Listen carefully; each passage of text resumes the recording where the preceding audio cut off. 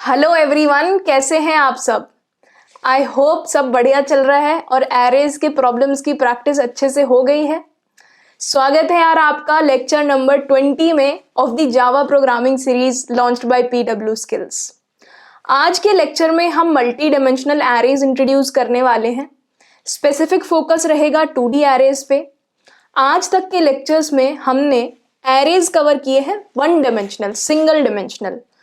जिस तरह से हमने सिंगल डिमेंशनल के केस में पहले इंट्रोड्यूस कराया, उसके बाद प्रॉब्लम्स सॉल्व कराई अलग अलग पैटर्न्स पे, काफ़ी सारी प्रॉब्लम्स जो हमने सॉल्व करी, सेम पैटर्न हम मल्टी डिमेंशनल के लिए फॉलो करेंगे।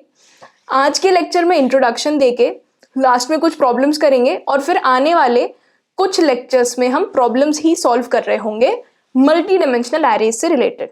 स्पेसिफिकली 2D एरेज पर ज़्यादा फोकस करेंगे।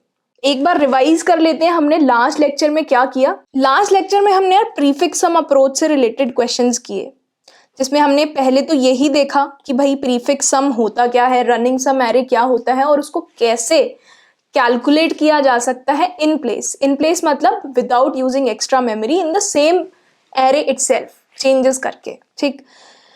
दूसरा क्वेश्चन हमने किया रेंज क्वेरीज, जिसमें आपको क्वेरीज दी हुई थी, क्यू क्वेरीज, जिसमें एल और आर गिवन था, विच वाज द रेंज, कि भाई इस रेंज के अंदर एरे में एल से आर रेंज का क्या सम है।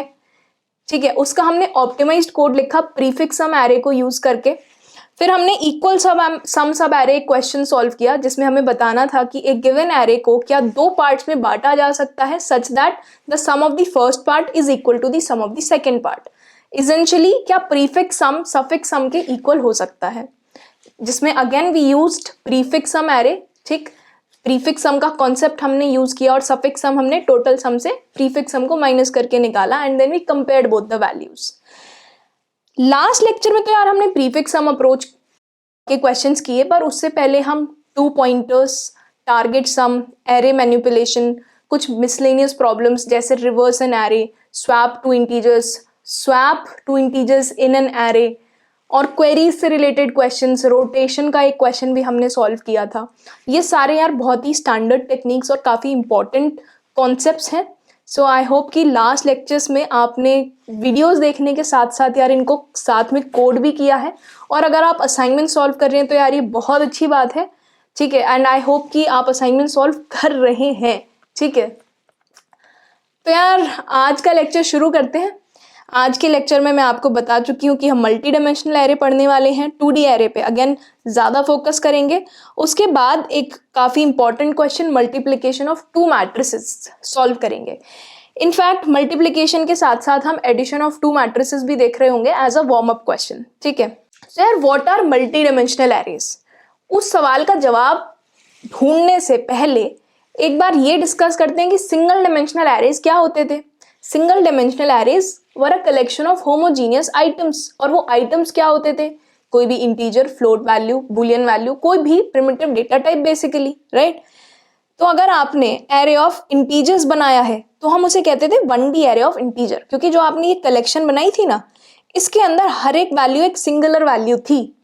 अब मल्टी डायमेंशनल एरे का क्या मतलब है? मल्टी डायमेंशनल एरे का मतलब है कि हम बना तो एरे ही रहे हैं, इस तरह की फॉर्म तो बनेगी, कलेक्शन तो है, पर किसका कलेक्शन है? इस बार यार कलेक्शन भी ना एरेज का ही है। यहाँ पर इंटीजर, फ्लोट वैल्यूज नहीं रहेंगी, इस बार वैल्यू भी एरे ही होगी खुद में। इसको एक एग्जाम्पल लेकर समझते हैं, ज्यादा बेहतर तरीके से आपको समझ आएगा। सो लेट्स से कि हमारे पास एक एरे गिवन है ए, जिसमें मान लीजिए 4 एलिमेंट्स हैं, 0 1 2 3, 0 1 2 3 और इंडाइसेस हैं। ठीक, मान लीजिए वैल्यूज पड़ी है 5 6 8 9। तो ये इंटीजर का एरे है। हमने इंटीजर का एरे कैसे रिप्रेजेंट किया कि यार आप ये वाले जो ब्रेसेस हैं, आप ये ब्रैकेट्स जो हैं ये यहाँ पे भी लगा सकते हैं, तो आप इसको कैसे भी लिख लीजिए, आप इसको ऐसे लिखिए या आप इसको जैसे पहले लिखा था मैंने वैसे लिखिए। ठीक है, ये इंटीजर का एरे है। ये बात हमें कैसे पता चलती थी कि यार ये हमने जो स्क्वायर ब्रैकेट्स लगाए हैं इसके पीछे इंटीजर लिखा हुआ है, इसका मतलब है ये इंटीजर का एरे है। अगर हमें फ्लोट का एरे बनाना होता था तो हम ऐसे लिखते थे। तो स्क्वायर ब्रैकेट के पीछे अगर फ्लोट लिखा है तो हम समझ जाते थे कि जो एरे है इसके अंदर वैल्यूज जो है वो फ्लोट्स होंगी। ठीक है, फिर वापस आते हैं मल्टी डायमेंशनल एरे पे। अब मल्टी डायमेंशनल एरेज क्या होते हैं? Array of arrays. तो इस बार ये जो वैल्यूज है ना हमारे पास एरे के अंदर, ये वैल्यूज इंटीजर ना होके खुद में एरे हैं, ठीक है। तो यहाँ पे 0 इंडेक्स पे एक और एरे पड़ा हुआ है। इस एरे का साइज कुछ भी हो सकता है। मान लीजिए कि 3 साइज का एरे पड़ा है और एरे के अंदर इंडाइसेस तो होते ही हैं, तो 0 1 2 इसके इंडाइसेस हैं। अब मान लीजिए यहां पर भी एक 3 साइज का एरे पड़ा हुआ है, मान लीजिए 0 1 2, चलो 4 साइज का बना दो, 4 सेल्स बन गए तो ठीक। यहां पर भी एक एरे है और यहां पर भी एक एरे प्रेजेंट है, ठीक है। यहाँ पे इंडाइसेस डाल देते हैं। अब इन जो ये जो हमने एरे के अंदर एरेज बनाए हैं ना, इनके अंदर अब आप इंटीजर डालेंगे, ठीक है। सो ये लेट्स से यहाँ पर 5 6 7 है, यहाँ 8 9 10 11 12 13 14 एंड सिमिलरली यहाँ पर कुछ वैल्यूज पड़ी हुई हैं, ठीक है। तो ये हो गया 2 डायमेंशनल एरे, क्योंकि इसके अंदर 2 डायमेंशंस हैं। 2 डायमेंशंस हैं का क्या मतलब हुआ कि यार पहले तो खुद में एक एरे था और एरे के अंदर एक और एरे था। एरे की हर एक जो वैल्यू थी वो खुद एक एरे है, ठीक है। सो आप मुझे एक बात बताइए कि अगर आपको इस पर्टिकुलर एरे में जो ओरिजिनली हमारा एरे था इंटीजर का, इसको अब ये ऐसे नहीं रिप्रेजेंट करेंगे तो हटा देते हैं। मान लीजिए इसमें 5 6 7 8 वैल्यू पड़ी है और इंडाइसेस हैं 0 1 2 3। अगर मुझे सेकेंड इंडेक्स पे जो पड़ा हुआ है वो मुझे एक्सेस करना है तो मैं कैसे करती हूँ? a ऑफ 2 लिख कर करती हूँ, जहाँ a एरे का नाम है, ठीक है। अब मैं क्या कह रही हूँ कि मुझे कौन सी वैल्यू एक्सेस करनी है? यार मुझे ना ये वाली वैल्यू मान लीजिए एक्सेस करनी है, 13 मुझे एक्सेस करना है। तो ये 13 मुझे कहाँ मिलेगा? पहली बात तो यार 13 जो है, जो हमारा ये मेन एरे था ना a, इसके अंदर आप देखिए कि ये जो 13 है ये मेन एरे के सेकेंड इंडेक्स पे है। बेसिकली सेकेंड इंडेक्स वाले एरे के अंदर 13 है। तो हमें पहले क्या करना पड़ेगा? हमें पहले इस सेकेंड इंडेक्स को एक्सेस करना पड़ेगा। जब हम इस सेकेंड इंडेक्स पे आएंगे उसी के थ्रू तो हम इस 13 पर जा पाएंगे। तो हम पहले एक्सेस करेंगे इस एरे का सेकेंड इंडेक्स, ठीक है। तो हमने एक्सेस, ये क्या हो गया यार? ये रिप्रेजेंट कर रहा है ये वाला इंडेक्स। अब इस पे क्या पड़ा हुआ है यार? इस इंडेक्स पे क्या पड़ा हुआ है? इस इंडेक्स पे खुद एक एरे ही पड़ा हुआ है। एरे के अंदर वैल्यू कैसे एक्सेस करते हैं? अगेन स्क्वायर ब्रैकेट्स लगा के इंडेक्स लिखते हैं। तो ये essentially this is an array, right. अगर मुझे इस एरे के अंदर फर्स्ट वैल्यू चाहिए, फर्स्ट इंडेक्स वाली, तो मैं कैसे लिखूंगी? ऐसे। तो ये जो चीज है ये 13 आ जाएगी। अब बताइए मुझे कि अगर मुझे ये 11 एक्सेस करना है तो कैसे होगा? ठीक है, 11 देखते हैं कहाँ पर है। 11 को ट्रैक करा तो यार यहाँ पर है 11, फर्स्ट इंडेक्स यहाँ से और थर्ड इंडेक्स यहाँ से। तो अगर 11 एक्सेस करना है तो first index and then third index, ठीक है। तो ये हो गया 11, ठीक है। तो यार ये हो गए 2D एरेज। अब इसी एग्जाम्पल को आगे बढ़ाकर 3D एरेज देखते हैं, डायमेंशन को और बढ़ाते हैं। नाउ लेट्स सपोज कि ये जो हमने 2D एरे बनाया, इसके अंदर जो एरे के अंदर एरे था, बेसिकली ये जो एरेज हैं, एरे के अंदर जो एरेज हमने लिखे हुए हैं, इनमें डायरेक्टली इंटीजर वैल्यू नहीं है, ठीक है।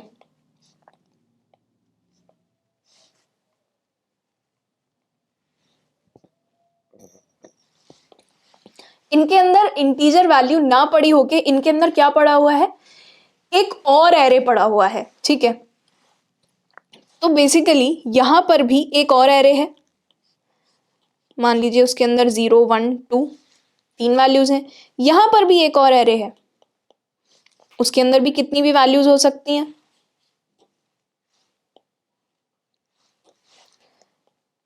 यहां भी एक एरे है। सिमिलरली इन सारी जगहों पर, यहाँ पर every place has an array inside it. This is an array, this is again an array, ठीक।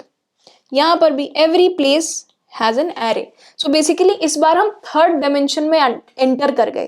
पहले हमने एरे के अंदर एरे डाला, उसके बाद जो एरे के अंदर एरे डाला था उसके अंदर भी एरेज ही डाल दिए, ठीक है। तो आप ये 2D और 3D का मतलब समझ पा रहे हैं। एक बार नेस्टिंग करेंगे एरे के अंदर एरेज की तो 2D, उस सेकेंड डिमेंशन के अंदर भी अगर आप एरेज डाल देंगे तो वो 3D। सिमिलरली इस चीज़ को ऐसे ही एक्सटेंड किया जा सकता है। अब यहाँ पर आप 5 6 7 ना डालने की जगह अगर यहाँ पर मान लो अब आप एक और एरे डाल दो तो यार ये 4D हो गया। 4D कैसे हो गया?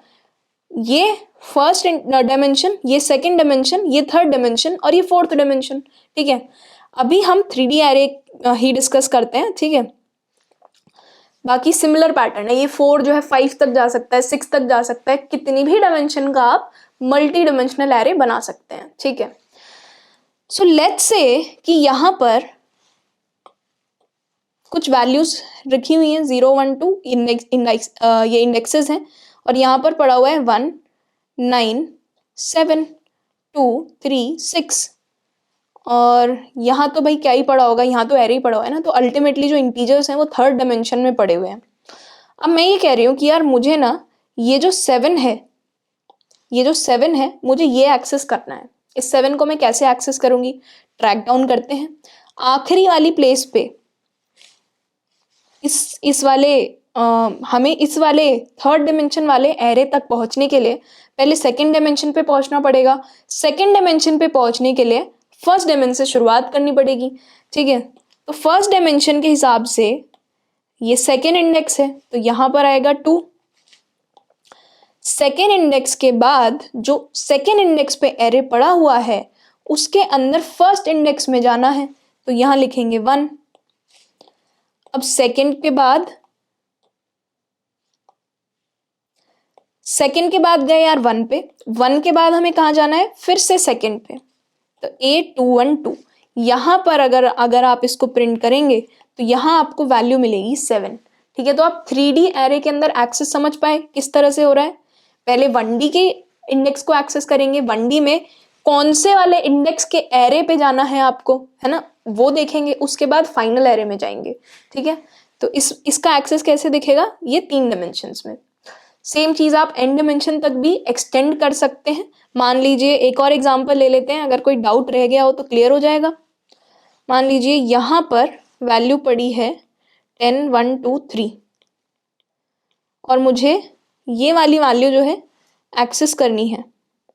ठीक है, तो ये मैं कैसे एक्सेस करूँगी यार? इसको अगर हम ट्रैक डाउन करें तो ये थर्ड डायमेंशन में 0th इंडेक्स पे है, इस वाले सेकेंड डायमेंशन में सेकेंड इंडेक्स पे है और फर्स्ट डायमेंशन में 0th इंडेक्स पे है। तो A0 A2 एंड A0। ठीक है, A0 A2 and A0 basically A के आगे तीनों ब्रैकेट्स साथ में लग जाएंगे। ठीक है, तो आप 0 2 0 पे जाएंगे, 0 ये रहा, 0 के अंदर 2 ये रहा, उसके अंदर 0 ये रहा, तो ये 10 जो है एक्सेस हो जाएगा ये लिखकर। ठीक है, अब यार मोस्टली क्या होता है, मोस्टली हमें 2D एरेज ही काम आ रहे होते हैं। 3D एरेज 4D एरेज अगर काम आए तो हम DP में, डायनेमिक प्रोग्रामिंग, जो हम later part of the course में कर रहे होंगे, उसमें शायद हम थोड़ा बहुत 3D पे फोकस करेंगे। वो भी कुछ ही क्वेश्चंस आते हैं, मोस्टली 2D एरेज में हो जाते हैं। ठीक है, तो अब हम 2D एरेज के ऊपर ध्यान देते हैं और उसके बारे में कुछ और चीज़ें सीखते हैं। Representation of 2D array. यार हमने ये तो देख लिया कि 2D एरे का मतलब है एक एरे के अंदर एरेज ही पड़े हुए हैं। उसको रिप्रेजेंट करने का एक ईजी तरीका है। वो ईजी तरीका एक ग्रिड की फॉर्म में है। बेसिकली हम एक ग्रिड या एक मैट्रिक्स आप बोल लीजिए, मैट्रिक्स जो आपने मैथ्स में पढ़े होंगे, या टेबल, इस तरह के मैट्रिक्स में हम एक 2D एरे को रिप्रेजेंट करते हैं। अब इसके अंदर जो वैल्यूज़ हैं वो कैसे डाली जाती हैं ये देखते हैं। यार इसके अंदर रोज़ हैं और कॉलम्स हैं, है ना। अब ये रोज़ और कॉलम्स क्या हैं, उसके लिए हम वापस जाते हैं अपने इस डायग्राम पे। ये हमारे पास एरे था, इसके अंदर 0 1 2 3 एक इंडेक्सिंग तो इसके अंदर ये थी, है ना, और हर 0 1 2 3 के अंदर एक एक एरे पड़े हुए थे। तो ये जो 0 1 2 3 पहले वाले एरे के अंदर पड़े हुए हैं ना, इनको कह देते हैं हम रोज़। तो ये जो 1 2 3 4 हैं ये एक्चुअल में रिप्रेजेंट कर रहे हैं ये 0 1 2 3 वाली चीज़। ठीक है, ये रो 1 लिखा हुआ है, रो 2 रो 3 रो 4। इन जो यहाँ पर इंडेक्सिंग होगी वो 0 बेस्ड ही होगी। ठीक है, इंडेक्सिंग यहाँ 0 बेस्ड ही होगा, बस इन्होंने नंबर लिख दिया है यहाँ पर। ठीक है, ठीक है यार, तो रो को एक्सेस करने के लिए ये वाली डायमेंशन हम यूज़ कर रहे हैं, ये 0th फर्स्ट सेकेंड थर्ड। ठीक, और ये जो हर रो के अंदर कोई ना कोई वैल्यू पड़ी हुई है, रो के अंदर जो ये वैल्यूज पड़ी हुई हैं इनको हम कह दे रहे हैं कॉलम्स।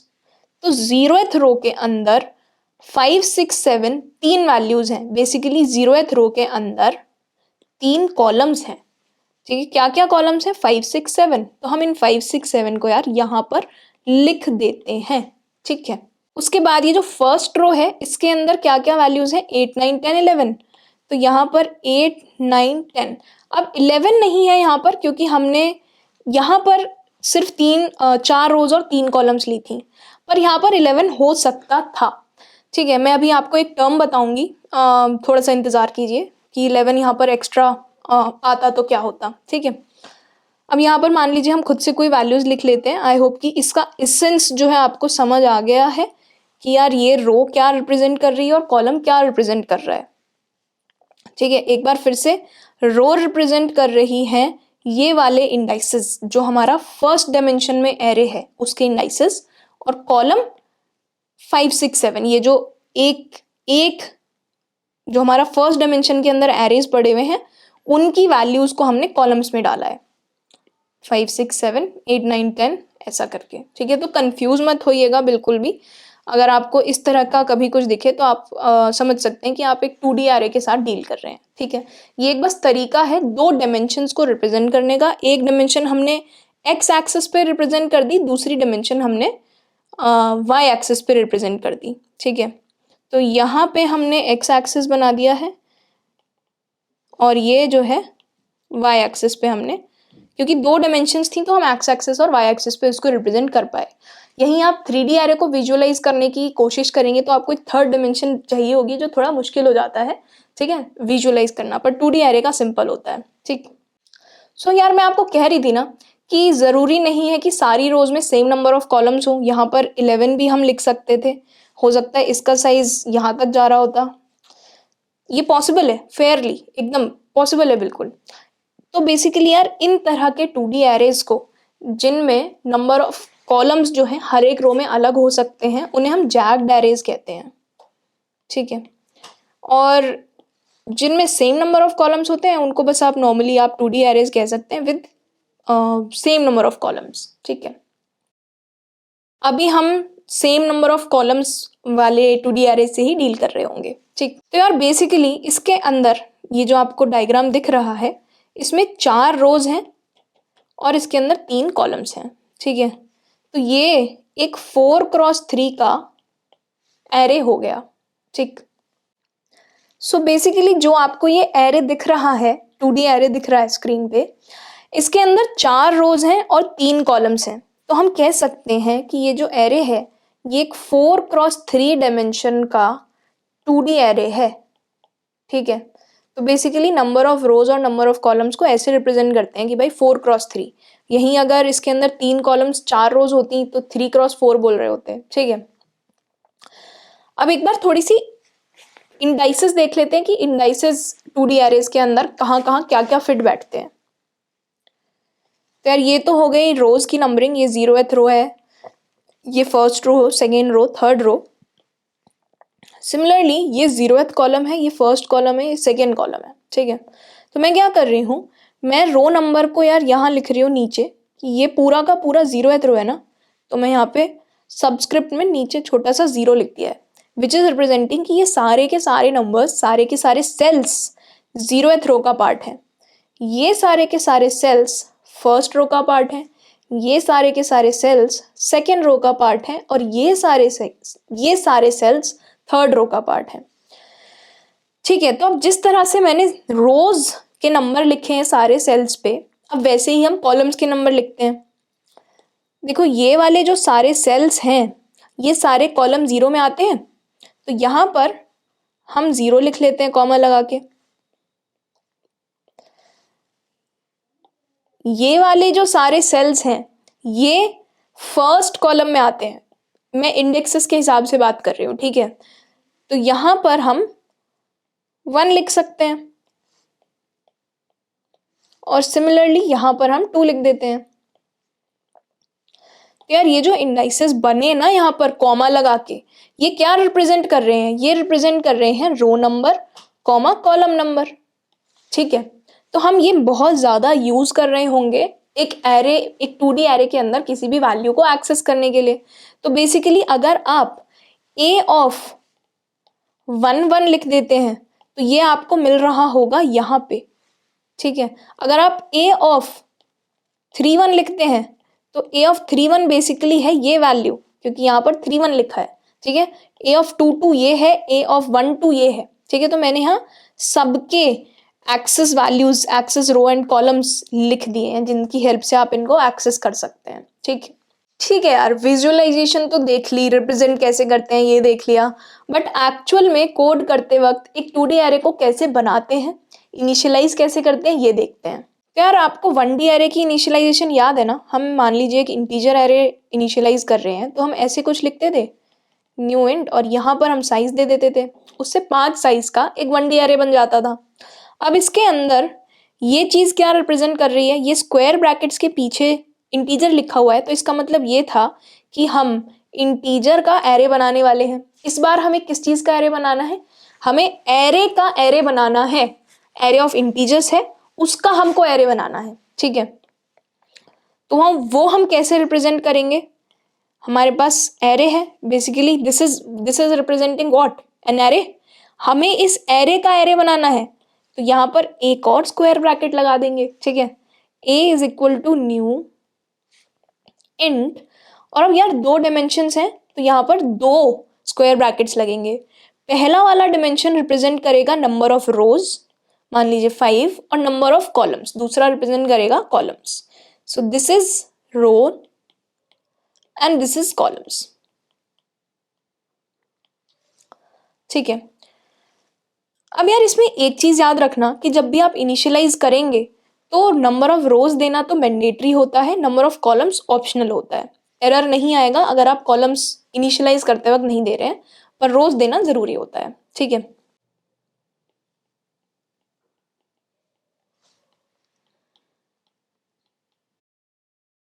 यार दूसरा तरीका एक 2D एरे को इनिशियलाइज करने का, एरे लिटरल्स होते हैं, जो हमने 1D एरे के वक्त भी सीखा था। यार आप ऐसे भी इनिशियलाइज कर सकते हैं कि एक एरे है तो हम ऐसे करते थे ना, यहाँ पे वैल्यूज लिख देते थे डायरेक्टली 1 2 3 4 5। तो इस बार भी हम यहाँ पे अंदर डायरेक्टली वैल्यूज लिख देंगे, बट फर्क क्या होगा, इस केस में जो ये वैल्यूज हैं ये खुद में एरेज हैं, तो हम इसके अंदर एरेज लिख देंगे। मान लीजिए एक एरे आपने ये लिख दिया, फिर कॉमा लगाया, फिर एक एरे आपने और लिख दिया कोई, फिर कॉमा लगाया, ठीक है, एक और एरे लिख दिया, ठीक, और फिर अल्टीमेटली इसको जो है क्लोज कर दिया। तो बेसिकली हमने 3 रोज और 3 कॉलम्स वाला, तो बेसिकली हमने 3 रोज और 3 कॉलम्स वाला एक 2D एरे बना लिया। बेसिकली 3 क्रॉस 3 का ये एक 2D एरे बन गया है। यहाँ पर डबल ही आएगा ये, है ना। तो यार अब चलो कोड पे चलते हैं और कोड में इनिशियलाइज करके देखते हैं एक 2D एरे को, और उसको प्रिंट करके देखते हैं, ठीक। तो हमारे पास ये क्लास है मल्टी डिमेंशनल एरे, जिसमें मेन मेथड हमने लिखा हुआ है। अब एक तरीका तो 2D एरे को इनिशियलाइज करने का ये है, इसमें नंबर ऑफ रोज पास कीजिए, let's say 2, number of columns पास कीजिए, लेट्स से 3। यार एक और चीज याद रखना, अगर हमने नंबर ऑफ रोज 2 दी है और नंबर ऑफ कॉलम्स 3 दिए हैं, तो टोटल नंबर ऑफ एलिमेंट्स जो इस 2D में एरे में आ सकते हैं वो 2 इंटू 3 इसेंशियली 6 होंगे। आप इस फिगर से भी समझ सकते हैं, ये जो एरे था ये 3 क्रॉस 4 का था, तो इसके अंदर यार टोटल 12 एलिमेंट्स थे, 3 क्रॉस 4 12 एलिमेंट्स। और एक और इम्पॉर्टेंट चीज ये है कि जैसे 1D एरे में सारे होमोजीनियस आइटम्स होते थे, तो 2D एरेज में भी सारे होमोजीनियस आइटम्स ही होते हैं। ऐसा नहीं है कि आपने यहाँ इंटीजर स्टोर करा लिया और आप यहाँ पे फ्लोट स्टोर करा रहे हो। इंटीजर तो सारे इंटीजर, फ्लोट तो सारे फ्लोट, ठीक है। तो वापस आते हैं कोड पे। इस तरह से हम एक 2D एरे को इनिशियलाइज कर सकते हैं। अब इसको वैल्यूज कैसे असाइन करेंगे कि यार array of 0 0 is equal to 1, ऐसे करके आप 0 के अंदर फर्स्ट वाले पे वैल्यू जो भी पड़ी है ऐसे डाल दीजिए, 0 1 इज इक्वल टू 2, ऐसे कर करके आप 6 वैल्यूज जो है इनिशियलाइज कर सकते हैं सारे इंडाइसेस पे, ठीक है। एक तरीका तो ये है। दूसरा तरीका है एरे लिटरल, इसको नाम दे देते हैं एरे 2। कर्ली ब्रेसेस लगाए, इसके अंदर हमें 1D एरेज पास करने हैं। मान लीजिए, ठीक है, एक तो एरे ये हो गया, दूसरा तरीका क्या है? दूसरा तरीका है एरे लिटरल्स। तो मान लीजिए एरे 2 आपके पास एक एरे है, तो आप कर्ली ब्रेसेस लगाएंगे और इन कर्ली ब्रैकेट्स के अंदर आप एरेज पास करेंगे instead of values, instead of integer values. ठीक है, सो 1 5 6। ठीक है, ये पहला एरे है जो इसके अंदर पड़ा हुआ है। ये दूसरा एरे है जो इसके अंदर पड़ा हुआ है, कॉमा लगाएंगे यहां पर।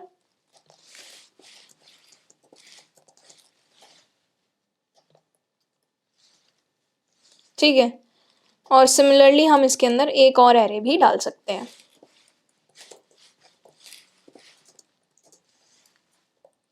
ठीक है,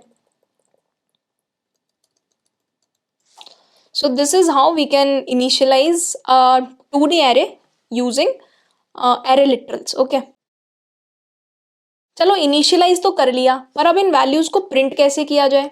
अच्छा, इस वाले एरे को कर देते हैं अभी कमेंट और इस एरे को प्रिंट करने की कोशिश करते हैं। मान लीजिए हमने एक मेथड बनाया स्टैटिक वॉइड प्रिंट एरे। ये क्या करेगा? ये एक 2D एरे रिसीव करेगा और इसको जो भी 2D एरे मिलेगा ये उसको प्रिंट कर देगा। ठीक है, अब इसको प्रिंट करना कैसे है? देखिए, हमें जब हम 1D एरे पे ट्रैवर्स करते थे तो हम एक सिंगल लूप लगाते थे। ऐसा हम कुछ लिख देते, for int I is equal to 0, I less than array dot length I plus plus, और उसके अंदर हम डायरेक्टली जो है एरे ऑफ आई को प्रिंट कर देते थे, है ना। बट इस केस में हमें ये जो एरे ऑफ आई है ना, ये खुद में भी तो एक एरे ही है। एरे ऑफ आई यहाँ पर क्या है? एरे ऑफ आई एक एरे ही है, तो इस एरे पे भी तो हमें ट्रैवर्स करना पड़ेगा ना। उसके लिए हम एक और लूप लगाएंगे।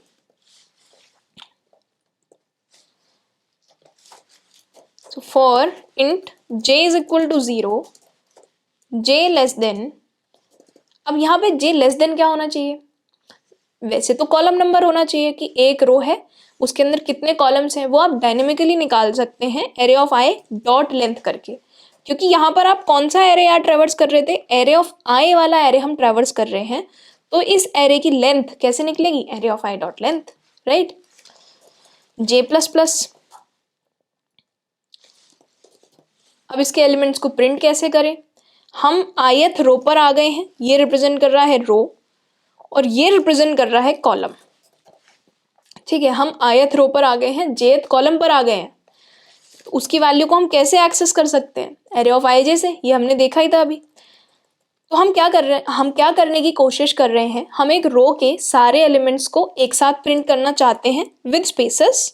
ठीक है, और जब एक रो के सारे एलिमेंट्स प्रिंट हो जाएं, जो कि जे लूप कर रहा है, जब हम नेक्स्ट रो प्रिंट करना शुरू करें तब हम एक न्यू लाइन एंटर करना चाहते हैं।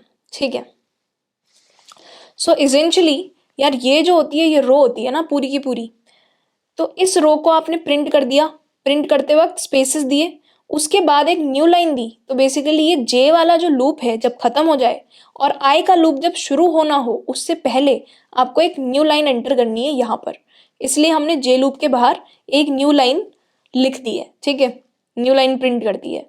अब आई की वैल्यू जो है 1 हो जाएगी, आई की वैल्यू 1 के लिए, जे की वैल्यू 0 से 2 तक चलेगी, तो ये सारे प्रिंट हो जाएंगे। उसके बाद फिर एक और न्यू लाइन आएगी। ठीक है, हम लूप्स के मॉड्यूल में पैटर्न प्रिंटिंग में इस तरह के पैटर्न्स ऑलरेडी देख चुके हैं, तो आई होप कि ये चीज़ समझ आ रही होगी। सो now let's print this array. हमें क्या करना है? हमें बस प्रिंट एरे मेथड कॉल करना है अपने इस एरे पे। तो प्रिंट एरे एरे 2, तो इसको रन करते हैं।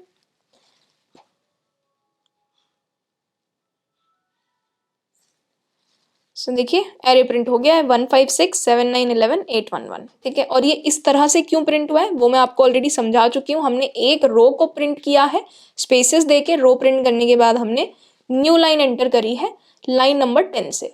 ठीक है, चलो यार प्रिंट भी करा लिया, पर अब हम एक 2D एरे को यूजर से कैसे इनपुट लें? सिंपल है, देखो जैसे हमने प्रिंट कराया है 2 लूप्स की हेल्प लेकर, नेस्टेड लूप्स की हेल्प लेकर, इसी तरह से हम इनपुट भी ले सकते हैं, क्योंकि हमें इसेंशियली एरे ऑफ आई जे इस चीज़ को एक्सेस करना है ना। तो एरे ऑफ आई जे को प्रिंट करने की जगह बस इस वाली लाइन में हम स्कैनर से इनपुट ले लेंगे। ठीक है, तो यूजर से इनपुट लेके देखते हैं। अब इसको कमेंट कर देते हैं और इस वाले एरे को हम यूजर से इनपुट लेंगे। ठीक है, इनफैक्ट ये जो रोज और कॉलम्स है ना यार, इसके अंदर भी हम यूजर से लिया हुआ इनपुट डाल सकते हैं। आप ऐसा कुछ लिखिए, int R is equal to scanner dot next int, scanner का एक ऑब्जेक्ट बना लीजिए उससे पहले।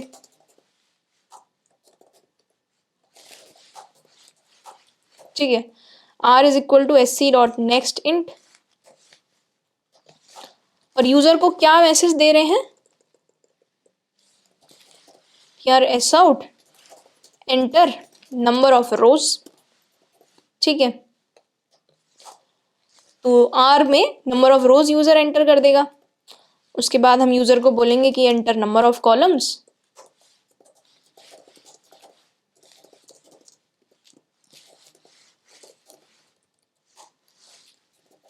यार यूजर जो है नंबर ऑफ कॉलम्स एंटर कर देगा।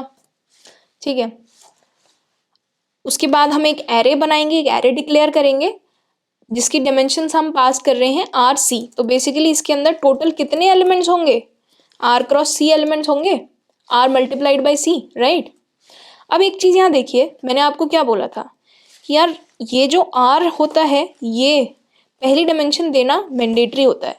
तो अगर मैं नहीं दूंगी तो यहाँ पर देखिए एक रेड स्क्विगल आ गया जो कह रहा है एरे इनिशियलाइजर एक्सपेक्टेड, तो आपको यहाँ पर वैल्यू देनी पड़ेगी। ठीक है, लेकिन देखिए मैंने यहाँ पर सी वैल्यू नहीं दे रखी, नंबर ऑफ कॉलम्स मैंने नहीं दे रखे, उसके बावजूद भी कोई एरर नहीं आया है। ठीक है, पर हम फिलहाल के लिए दे देते हैं। इंटेंट आपको बताने की यहाँ पर यह है कि यार नंबर ऑफ रोज देनी कंपलसरी होती है, नंबर ऑफ कॉलम्स देना कंपलसरी नहीं होता। ठीक, अब इनपुट लेना है। इनपुट कैसे लेंगे, वही नेस्टेड लूप यूज करेंगे। जो बाहर वाला लूप वो आर तक जाएगा क्योंकि वो नंबर ऑफ रोज को रिप्रेजेंट कर रहा है ना, ये रो पे ट्रैवल कर रहा है। और जो अंदर वाला लूप है वो नंबर ऑफ कॉलम्स तक जाएगा। अब हमें इनपुट किस चीज का लेना है यार, एरे ऑफ आईजे का इनपुट लेना है, उसको यूजर से इनपुट ले लेते हैं। स्टार्टिंग में एक मैसेज भी डाल देते हैं यूजर के लिए कि यार एंटर कितने elements, R into C elements ना, तो यहां पर लिख देते हैं आर इंटू सी एलिमेंट्स। ठीक है, इनपुट ले लिया। इनपुट लेने के बाद ये प्रिंट एरे जो हमने मेथड लिखा था इसको कॉल कर लेते हैं और इसको एरे पास करते हैं। ठीक,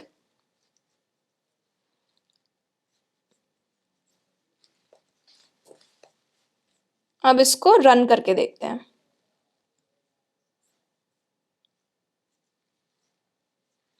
ये पूछ रहा है नंबर ऑफ रोज एंटर कर दो, कि चलो 3, नंबर ऑफ कॉलम्स एंटर कर दो, चलो 4।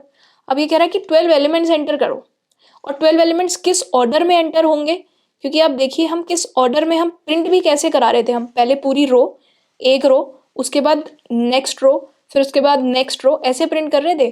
तो जो 12 एलिमेंट्स हम एंटर कराएंगे वो भी इसी ऑर्डर में होंगे, क्योंकि 3 रोज हैं तो पहले पहली रो के 4 एलिमेंट्स, फिर दूसरी रो के 4 एलिमेंट्स, फिर तीसरी रो के 4 एलिमेंट्स।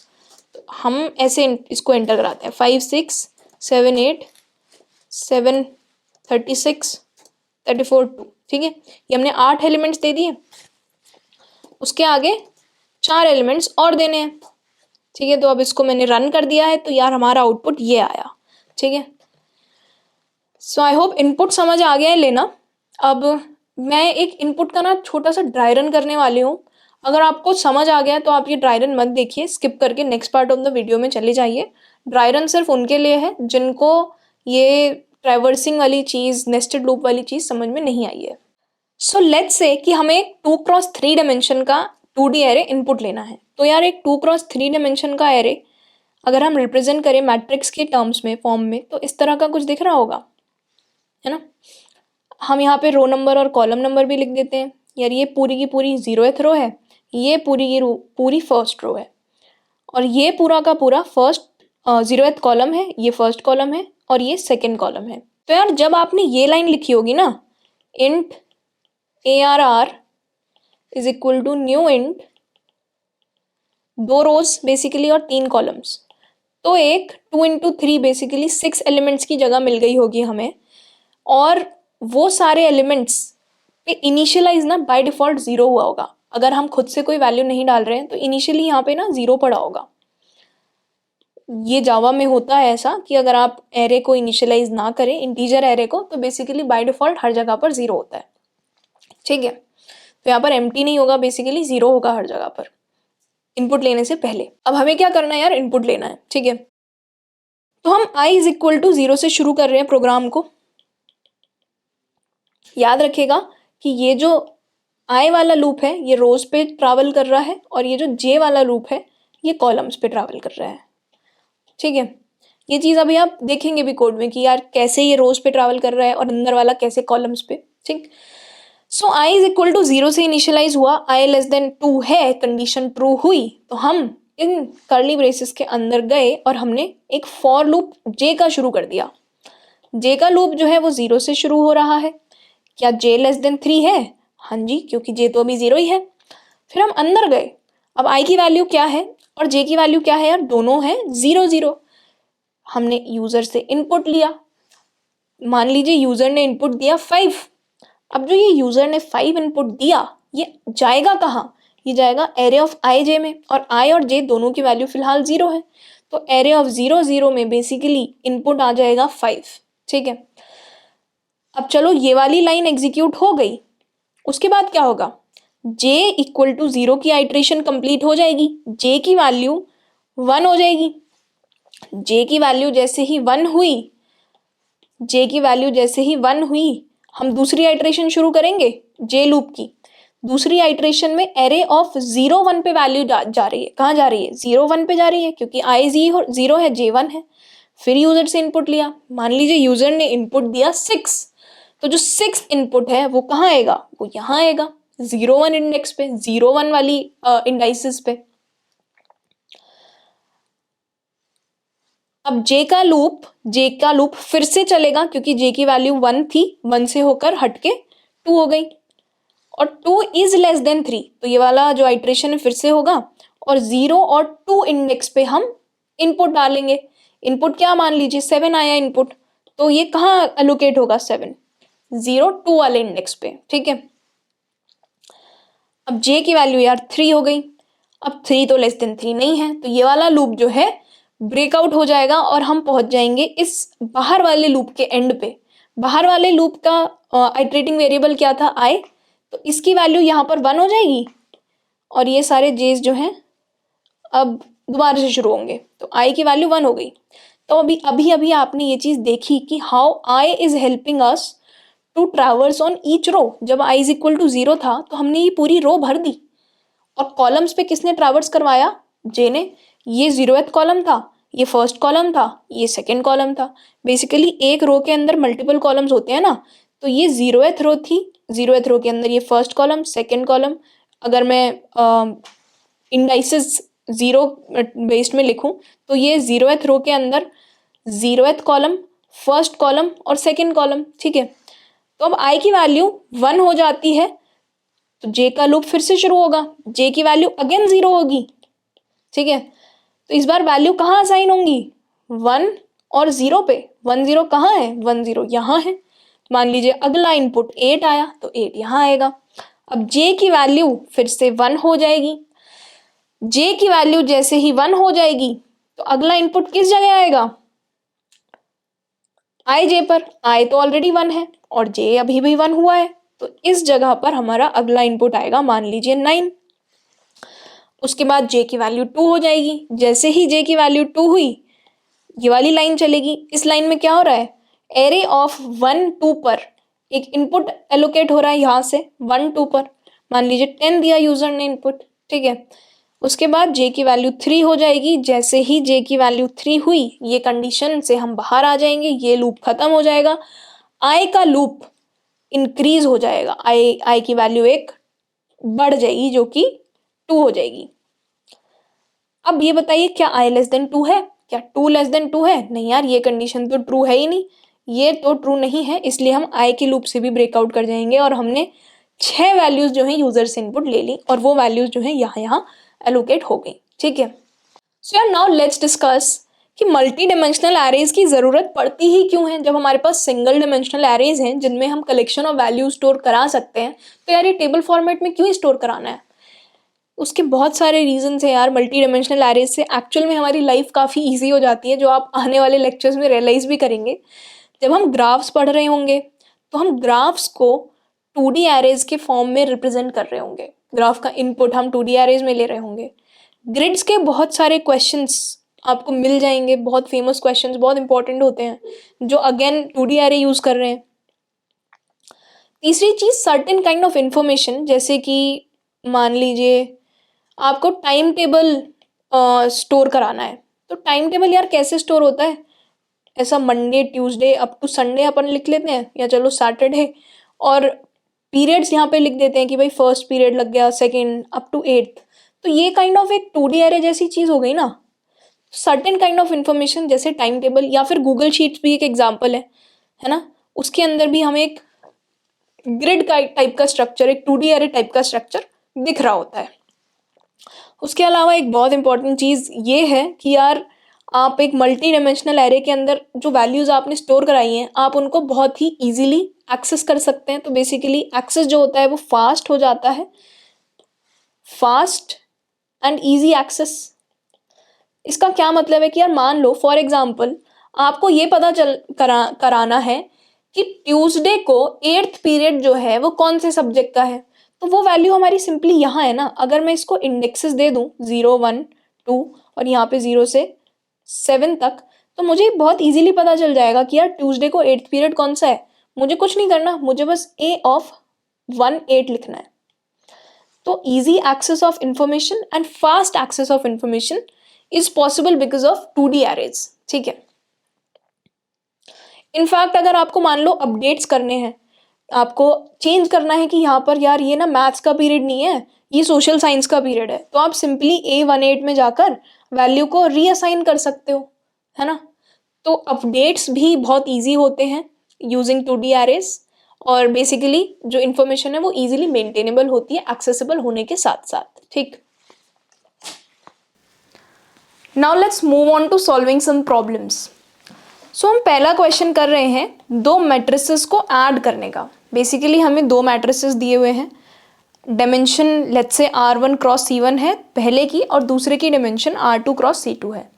तो हमें इन दोनों मैट्रिसेस को ऐड करके एक रिजल्टेंट मैट्रिक्स प्रिंट कराना है। अब मैट्रिक्स एडिशन का क्या मतलब होता है यार? मैट्रिक्स एडिशन का मतलब ये होता है कि जिन दो मैट्रिसेस को आपको ऐड करना है उनकी कॉरस्पॉन्डिंग वैल्यूज को ऐड कर दीजिए। तो 2 और 1 को ऐड करेंगे तो यहाँ 3 आएगा, 3 और 2 को ऐड करेंगे तो यहाँ 5 आएगा, 4 और 3 को ऐड करेंगे 7 आएगा, 5 और 4 को ऐड करेंगे 9 आएगा। ठीक है। पर मैट्रिक्स एडिशन में कंडीशन क्या होती है कि यार ये जो डायमेंशंस है ना मैट्रिसेस की, R1 क्रॉस C1 और R2 क्रॉस C2, ये सेम होनी चाहिए।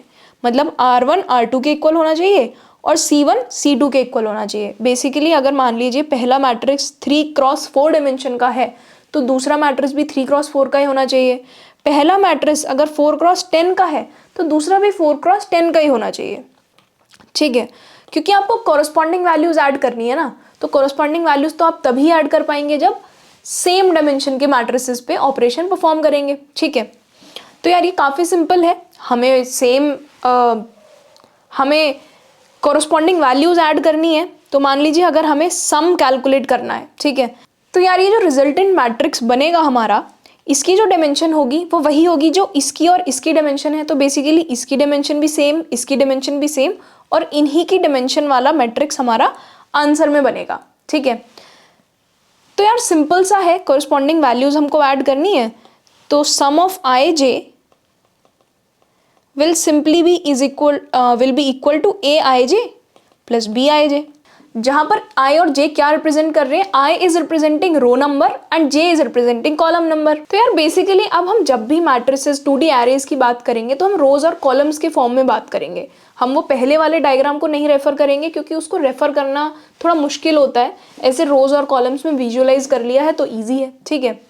तो बेसिकली ith रो और jth कॉलम का अगर आपको आंसर निकालना है तो आपको A मैट्रिक्स पे ith रो jth कॉलम और B मैट्रिक्स पे ith रो j कॉलम को ऐड करना है। ठीक। तो इसको कोड करते हैं। तो हमें एक मेथड गिवन है ऐड, जो कि क्या क्या पैरामीटर्स ले रहा है। पहले कि भाई ए मैट्रिक्स के रो और कॉलम्स, ठीक। बी मैट्रिक्स के अंदर नंबर ऑफ रोज और नंबर ऑफ कॉलम्स, ठीक है। ये इसके पैरामीटर्स हो गए जो इसको पास हुए हैं, ठीक है। अब हमने क्या देखा कि यार डायमेंशन जो है सेम होनी चाहिए। तो क्वेश्चन को शुरू करने से पहले इनपुट को वैलिडेट कर लेते हैं। अगर हमें अलग अलग डायमेंशंस का इनपुट आया है तो हमें यूज़र को बोल देना है कि यार आपने गलत डायमेंशन इनपुट करी है, अलग अलग डायमेंशन वाले मैट्रिसेस को ऐड नहीं किया जा सकता।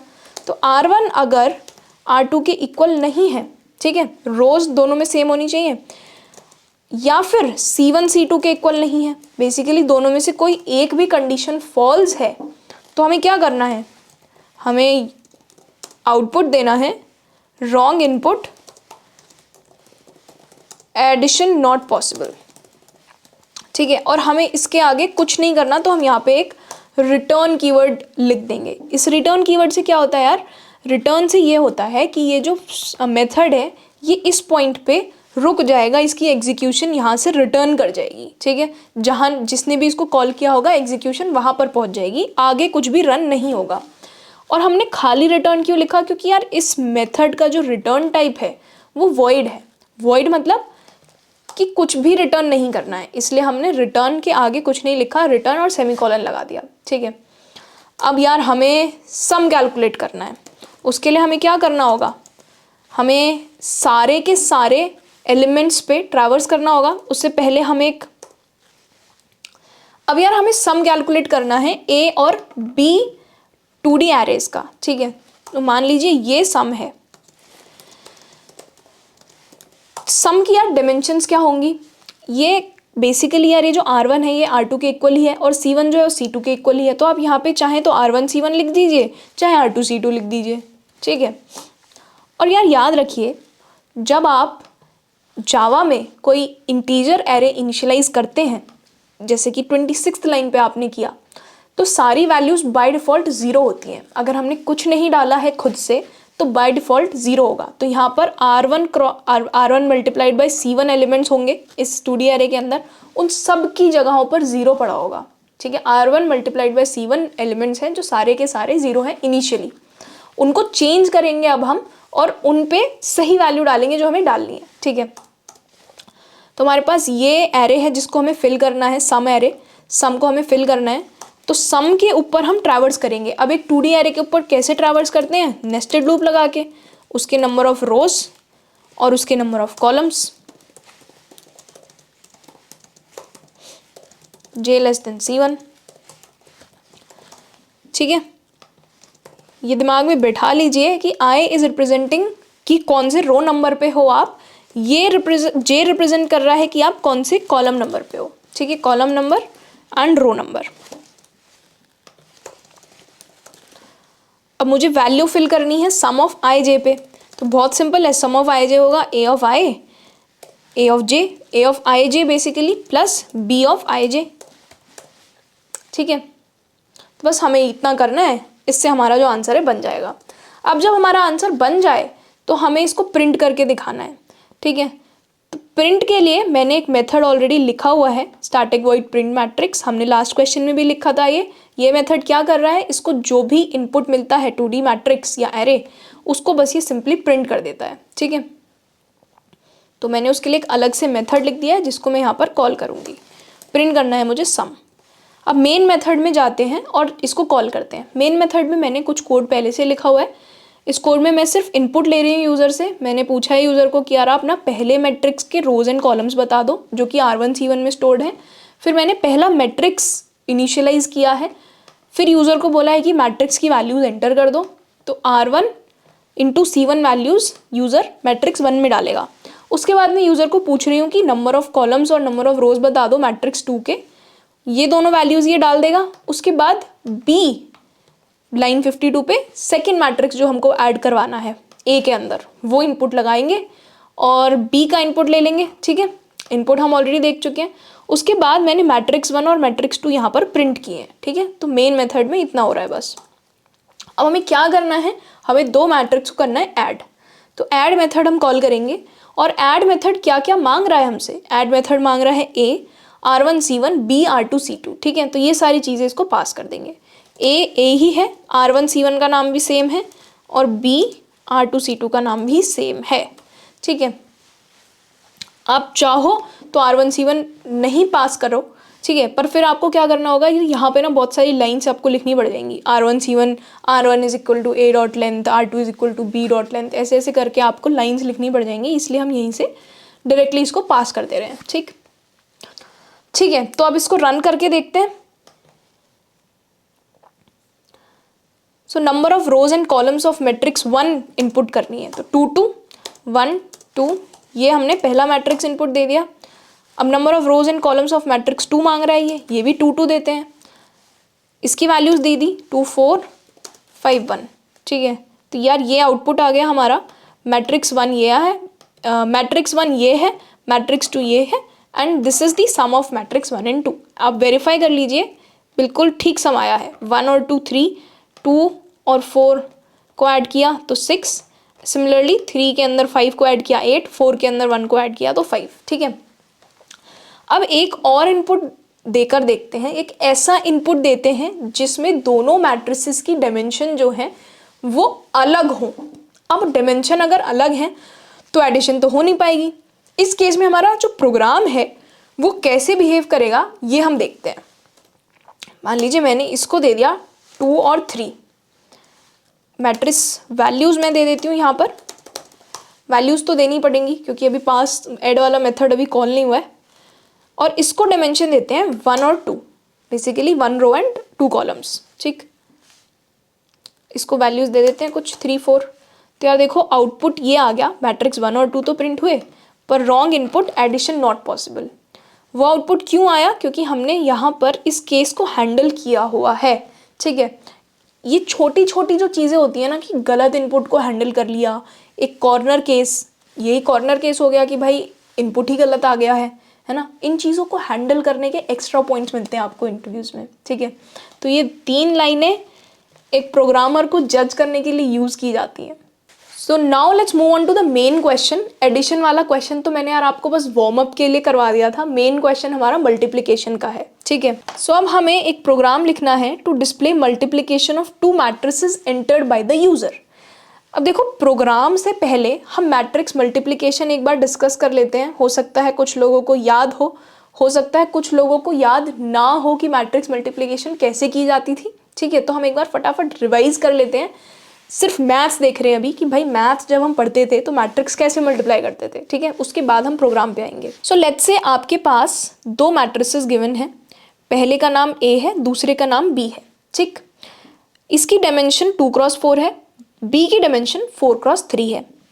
आपको इन दोनों मैट्रिसेस को मल्टीप्लाई करके एक C मैट्रिक्स बनाना है, ठीक। तो यार पहली बात तो ये कि जैसे एडिशन वाले में रिस्ट्रिक्शन थी कि डायमेंशन दोनों मैट्रिसेस की सेम होनी चाहिए, मल्टीप्लिकेशन में वो वाली रेस्ट्रिक्शन नहीं होती। मल्टीप्लिकेशन में क्या रेस्ट्रिक्शन होती है, ध्यान से सुनिए। मल्टीप्लिकेशन में रेस्ट्रिक्शन ये होती है कि जो पहला मैट्रिक्स है उसके number of columns must be equal to the number of rows of the second column, second matrix, ठीक है।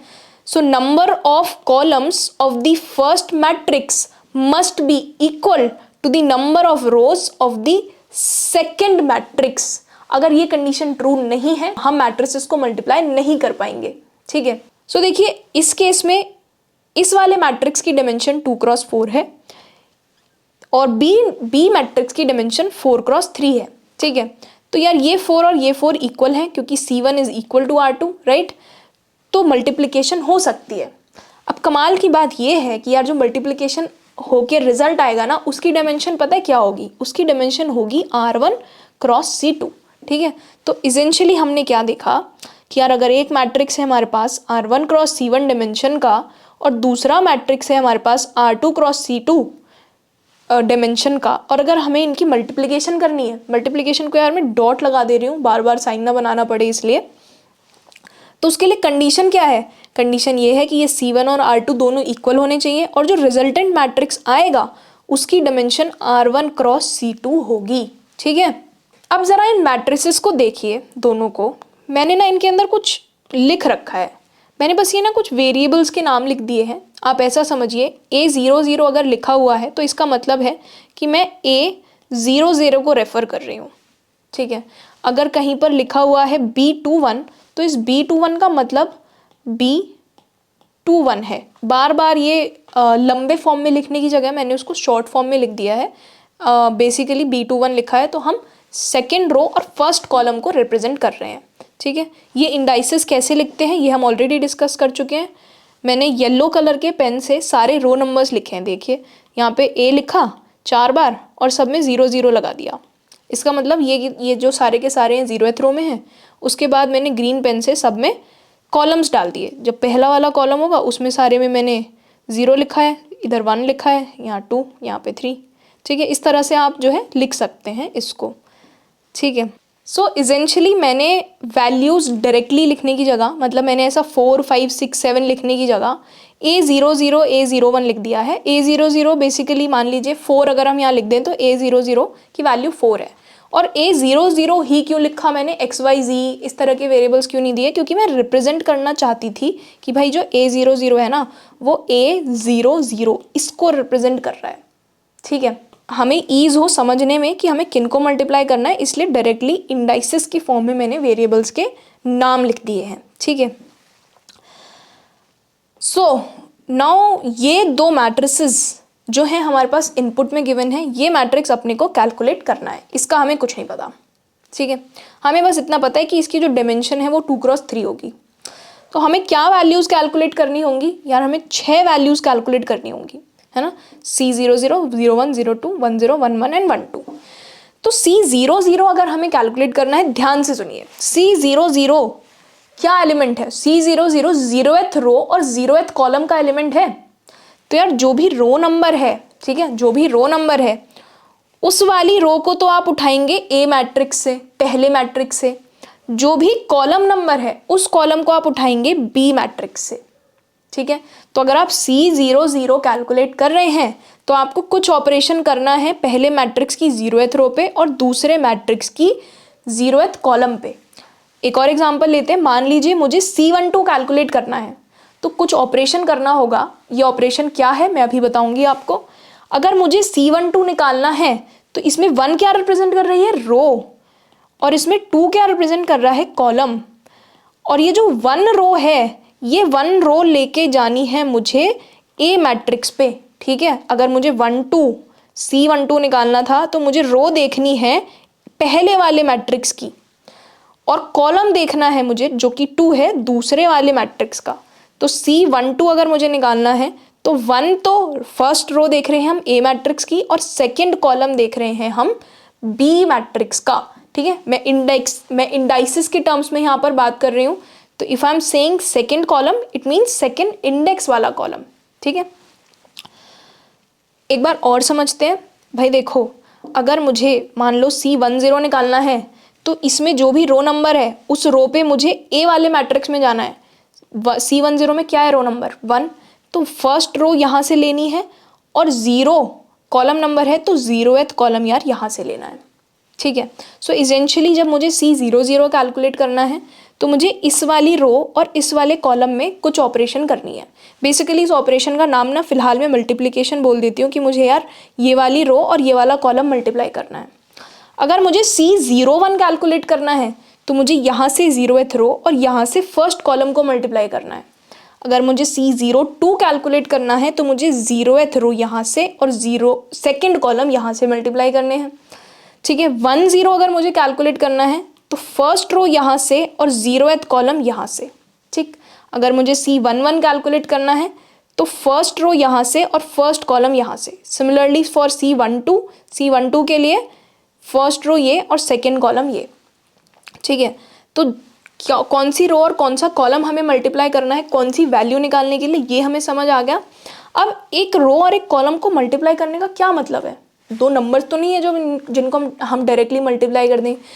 तो एक रो और एक कॉलम को मल्टीप्लाई करने का क्या मतलब होता है, देखिए अगर मुझे इस रो और इस कॉलम को मल्टीप्लाई करना है जो कि C00 का रिजल्ट है,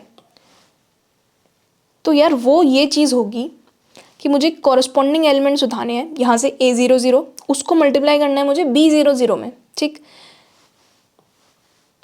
तो A00 को मुझे मल्टीप्लाई करना है B00 में, डॉट का मतलब मल्टीप्लिकेशन। उसके बाद मुझे ऐड करना है ये A01 और B10 की मल्टीप्लिकेशन, A01 और B10 की मल्टीप्लिकेशन। नेक्स्ट पेयर पे आओ, A02 B20, A02 B20।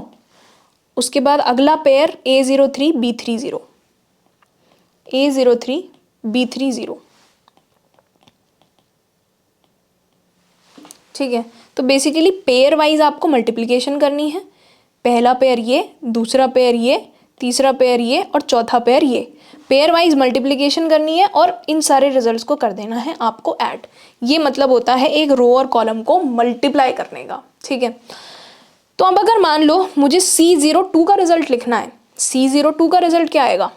C02 में मुझे 0th रो और सेकेंड कॉलम लेना होगा, 0th रो इसकी लेनी होगी और सेकेंड कॉलम मुझे इसका लेना होगा। तो यार इसका रिजल्ट क्या आएगा?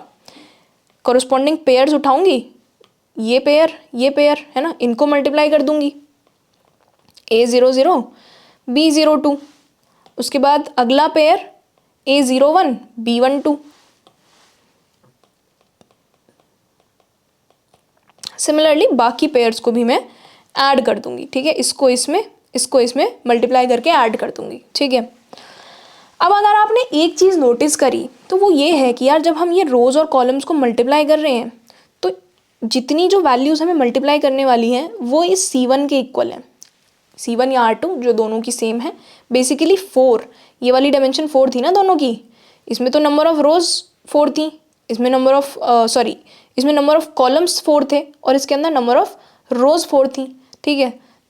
तो ये जितनी बार ये 1 2 3 4 ये जो एडिशंस हैं ये 4 बार होंगी। एंड ऑब्वियस है क्योंकि इसके लिए तो नंबर ऑफ कॉलम्स हैं ये और इसके लिए ये नंबर ऑफ रोज हैं, ठीक है, जो कि 4 हैं दोनों ही केस में।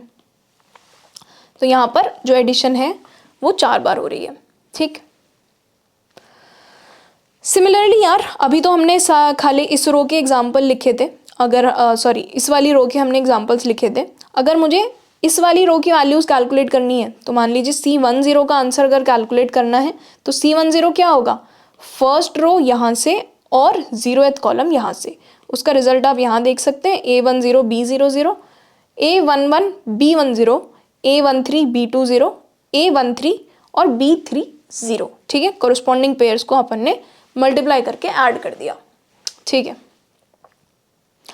तो यार ये था मैथ में हम कैसे मल्टीप्लिकेशन करते थे। अगर आपको ऑलरेडी पता था ये तो बस आपका रिवाइज हो गया है, हमने अभी तक कुछ नया नहीं किया है। ये प्रोग्रामिंग से रिलेटेड हमने कुछ नहीं किया है। मैथ्स में मैट्रिक्स मल्टीप्लिकेशन कैसे होती है बस इतना समझा है। तो इसेंशियली यार रिजल्ट क्या निकल के आया कि अगर हमारे पास एक मैट्रिक्स है R1 क्रॉस C1 डायमेंशन का, दूसरा मैट्रिक्स है R2 क्रॉस C2 डायमेंशन का, तो पहली बात तो मल्टीप्लिकेशन के लिए ये C1 और R2 इक्वल होने चाहिए और जो रिजल्टेंट मैट्रिक्स आता है उसकी डायमेंशन R1 क्रॉस C2 होती है। ये R1 क्रॉस C2 कहाँ से आ रहा है? उठ के यहाँ से। बीच वाले पार्ट्स को हटा देंगे, ये हटा देंगे और जो बचेगा वो हमारे रिजल्टेंट मैट्रिक्स की डायमेंशन है, ठीक है। तो यार हमें एक बात तो समझ आती है कि अगर ये मैट्रिक्स A है, ये मैट्रिक्स B है और इस वाले मैट्रिक्स का नाम अगर हम मल्टीप्लिकेशन लिख दें तो इसकी डायमेंशन 2 क्रॉस 3 होगी, विच इज़ इक्वल टू, भाई 2 क्या है? 2 R1 है और जो 3 है वो C2 है। तो R1 क्रॉस C2 का एक मैट्रिक्स हम बनाएंगे जिसकी वैल्यूज हमें ढूंढनी है, ठीक है। तो इसको कोड में जाके वापस देखते हैं कि हम कैसे कैलकुलेट कर सकते हैं। सो यार अगेन हमारे पास एक मेथड है मल्टीप्लाई नाम का, जो पैरामीटर में क्या ले रहा है? एक इनपुट मैट्रिक्स A, उसके अंदर number of rows and number of columns which are represented by R1 and C1, another matrix B, उसके number of rows and number of columns, ठीक है। हमें इससे क्या करना है? हमें A और B को मल्टीप्लाई करके जो भी रिजल्ट आ रहा है उसको प्रिंट करना है, ठीक है। अब ये जो R1 C1 और R2 C2 हैं, ज़रूरी नहीं है कि जो डायमेंशंस हैं वो हमारी मल्टीप्लिकेशन के हिसाब से ठीक ही हों। हमने अभी क्या डिस्कस किया कि ये जो C1 है ये R2 के इक्वल होना चाहिए। तो ये वाली कंडीशन हम यहाँ पर भी चेक करेंगे लास्ट क्वेश्चन की जैसे कि भाई अगर C1 R2 के इक्वल नहीं है तो हमें सिंपली क्या कह देना है कि मल्टीप्लिकेशन नॉट पॉसिबल।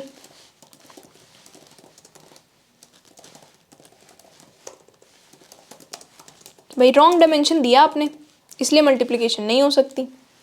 और इसके बाद हमें यहाँ से रिटर्न भी करना होगा। रिटर्न करना ज़रूरी है क्योंकि रिटर्न नहीं करेंगे तो आगे का मेथड चलने लग जाएगा और हम नहीं चाहते कि गलत इनपुट में आगे कुछ भी हो यहीं रुक जाए प्रोग्राम।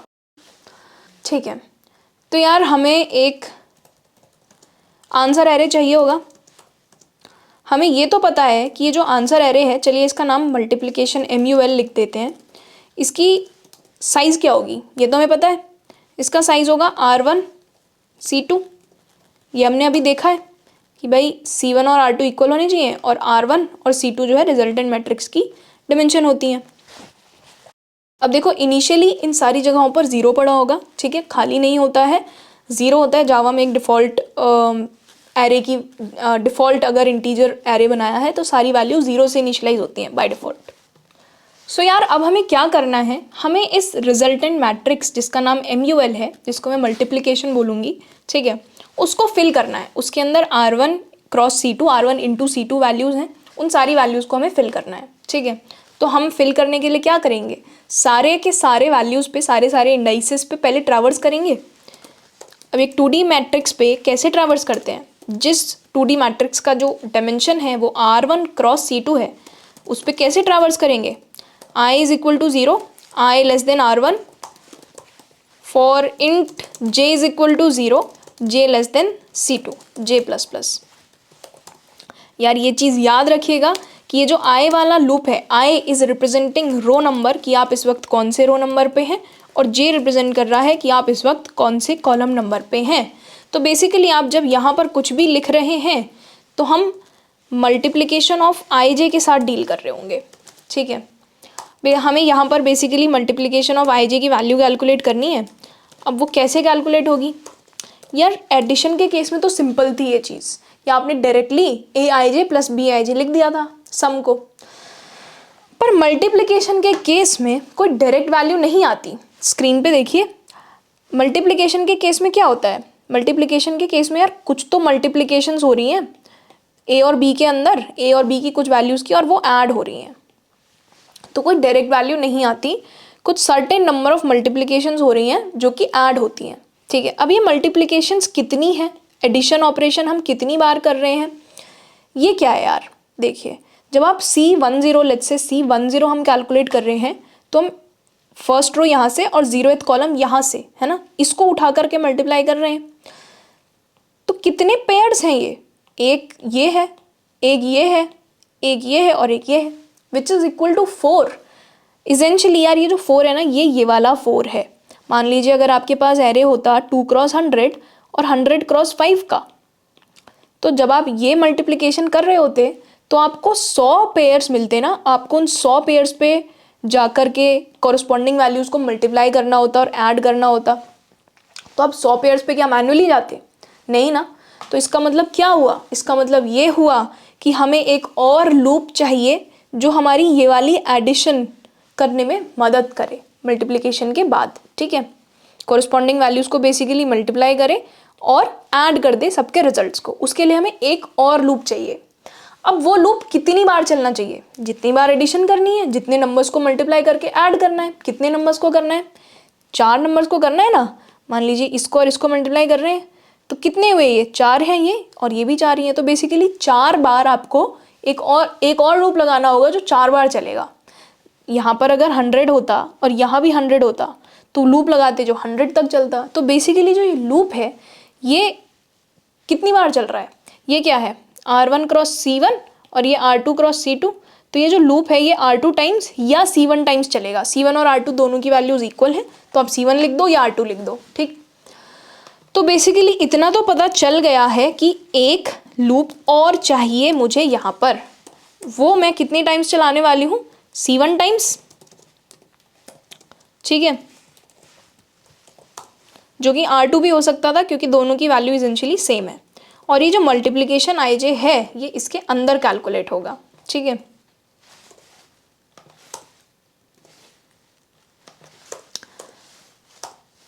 अब यार इसकी क्या वैल्यू होगी मल्टीप्लिकेशन IJ की। अब देखो यार यहाँ पे मल्टीपल एडिशंस हो रही हैं, कुछ तो A का कोई एक वैल्यू आप उठा रहे हो A से, कोई एक वैल्यू आप उठा रहे हो B से, पेयर्स उठा रहे हो बेसिकली A और B से, उनको ऐड कर दे रहे हो फिर। तो यहाँ पर हम प्लस इक्वल टू लिख देते हैं पहले ही, क्योंकि मुझे पता है यहाँ पर मल्टीपल एडिशंस मैं करने वाली हूँ, ठीक है। अब वो मल्टीपल एडिशंस किन चीज़ों की हैं? कुछ तो ए का मल्टीप्लाई हो रहा है और बी का मल्टीप्लाई हो रहा है। बेसिकली ए और बी के आपस में कुछ कुछ चीज़ें मल्टीप्लाई हो रही हैं जो कि इसमें ऐड हो जा रही हैं। पर ये चीज़ें क्या हैं जो कि मल्टीप्लाई हो रही हैं? कॉरस्पॉन्डिंग पेयर्स हैं। अब इन पेयर्स के इंडाइसेस क्या हैं? देखिए, जब हम multiplication of I J calculate कर रहे होते हैं तब हम रो किसकी देखते हैं? रो ऑफ ए वाले मैट्रिक्स की, और उसको हम मल्टीप्लाई करते हैं कॉलम ऑफ बी वाले मैट्रिक्स में। अब रो को क्या रिप्रेजेंट कर रहा है? आई। कॉलम को क्या रिप्रेजेंट कर रहा है? जे, है ना। तो एक बार स्क्रीन पे वापस आइए और इस बात को भी ध्यान रखिए कि जब हम आई जे कर रहे हैं तो रो ऑफ ए ले रहे हैं और कॉलम ऑफ बी ले रहे हैं, ठीक है। और कौन सी रो? आईएथ रो ले रहे हैं हम, आईएथ रो ऑफ ए और जेथ कॉलम ऑफ बी, है ना। तो देखिए, अगर आप C10 कैलकुलेट कर रहे हैं तो ए के लिए जो ए वाला मैट्रिक्स है उसमें से आप हर बार फर्स्ट रो निकालेंगे तो यहाँ पर हर बार 1 लिखा हुआ है। ये जो पहला नंबर है ए के बाद ये 1 है, यहाँ देख लीजिए A1 A1 A1। तो ये जो पहली वाली वैल्यू है ये क्या आई नहीं है? मान लीजिए यहाँ पर इस केस में आई की वैल्यू 1 है और सी की जे जो है 0 हो चुका है, ठीक है। हम i इज इक्वल टू 1 और j इज इक्वल टू 0 को कैलकुलेट कर रहे हैं, तो उसके लिए जो फर्स्ट रो ऑफ a और 0th column of b he multiply होगा हर बार। तो यहाँ पर ये वाली जो वैल्यू है ये i है। क्यों है ये i? क्योंकि यार i की वैल्यू थी 1 और इधर देखिए i जो पहला वाला इंडेक्स है उसमें हर जगह 1 पड़ा हुआ है। ये बात आपको समझ आनी बहुत ज़रूरी है, क्योंकि अगर हम a के अंदर मल्टीप्लिकेशन कर रहे हैं a और b की, तो a का आप कौन सा रो उठा रहे हैं? a का आप ith रो उठा रहे हैं और b का आप कौन सा कॉलम उठा रहे हैं? b का आप jth कॉलम उठा रहे हैं। तो b का हमें कॉलम पता है j है, ठीक है। इस चीज़ को वेरीफाई कर लेते हैं कि क्या ये बात सही लिखी है मैंने कि भाई b का jth कॉलम चाहिए हमें। तो अगर हम 10 वाला इंडेक्स कैलकुलेट कर रहे हैं तो j की वैल्यू यहाँ पर 0 होगी। अब j की वैल्यू 0 है तो क्या b में कॉलम नंबर हर जगह 0 है? हाँ यार, क्योंकि ये ही उठाया ना पूरा। तो यहाँ देखिए कॉलम नंबर b वाले केस में हर जगह 0 है, ये 0 है, ये 0 है, ये भी 0 है। तो हम कोड के अंदर जो कॉलम वाला इंडेक्स है वहाँ सिंपली j लिख सकते हैं।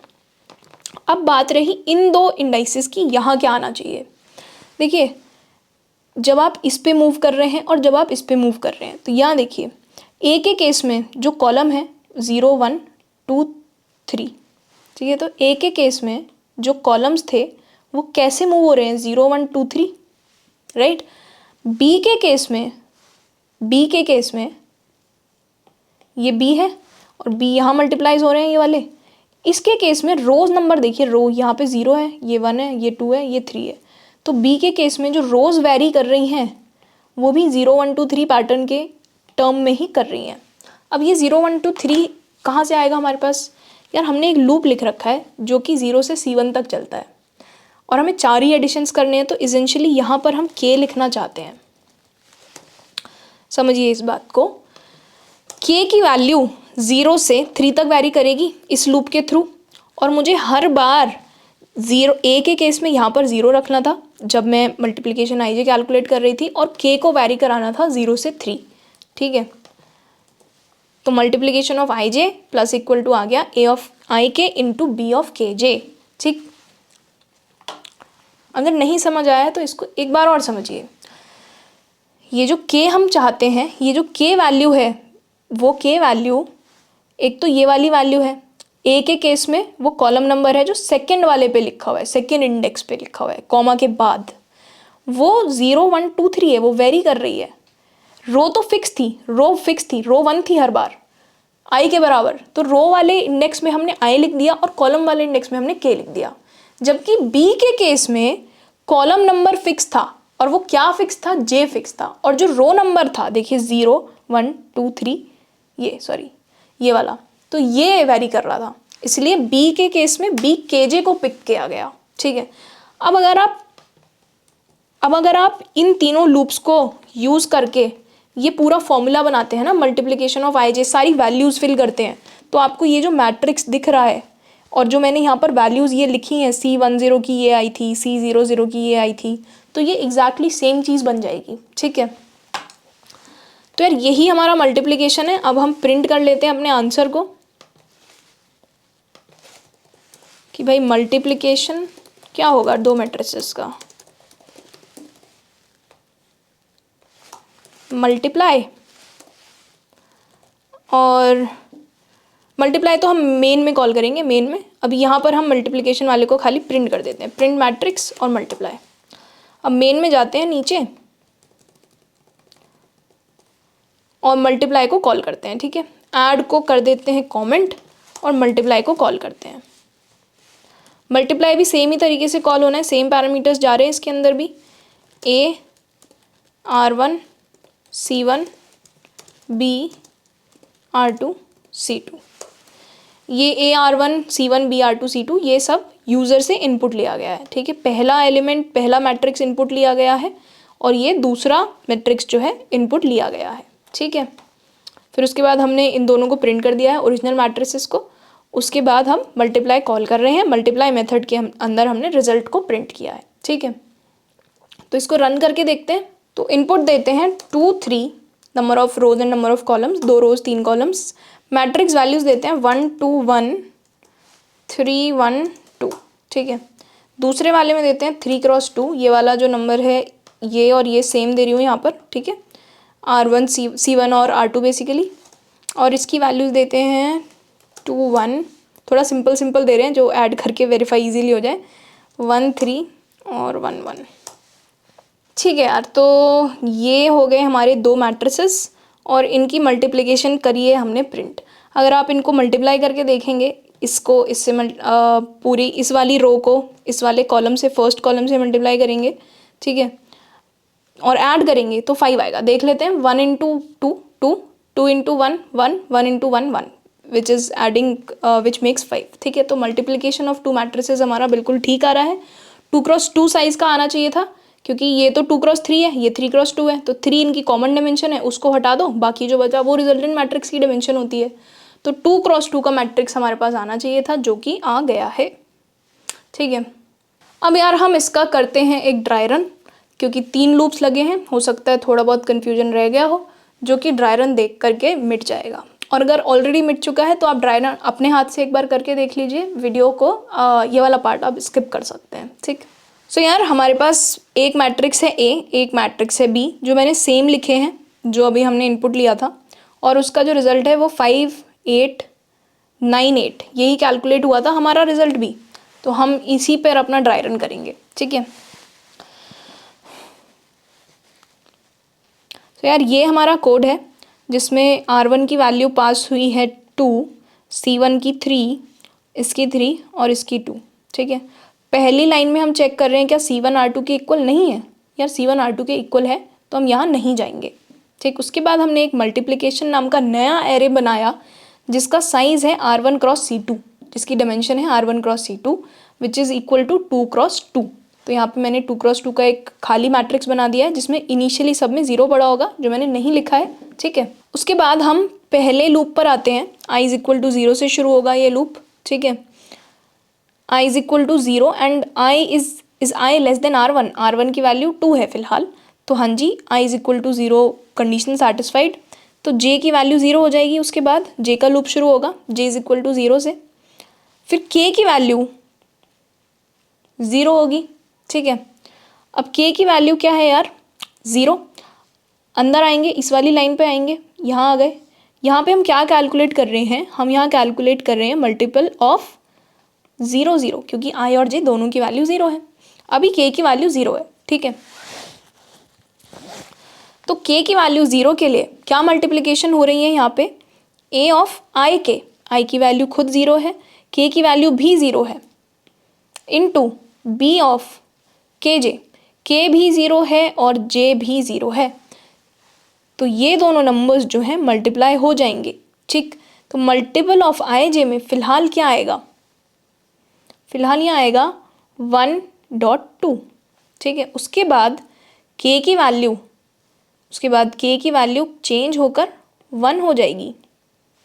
ठीक है, k की वैल्यू 1 हो गई। अब यार हमने ना आई और जे की वैल्यू नहीं चेंज करी है, हम के वाले रूप में अगली आइट्रेशन में गए हैं, ठीक है। और यहाँ पर प्लस इक्वल टू साइन है, तो जो एग्जिस्टिंग मल्टीपल आई जे की वैल्यू थी बेसिकली मल्टीपल 0 0 की, उसमें ही कुछ और ऐड होने वाला है। वहाँ 1.2 बेसिकली 2 ऑलरेडी पड़ा हुआ था, उसमें एक नई वैल्यू ऐड होगी। वो क्या नई वैल्यू है, देखिए ए आई के इंटू बी के जे।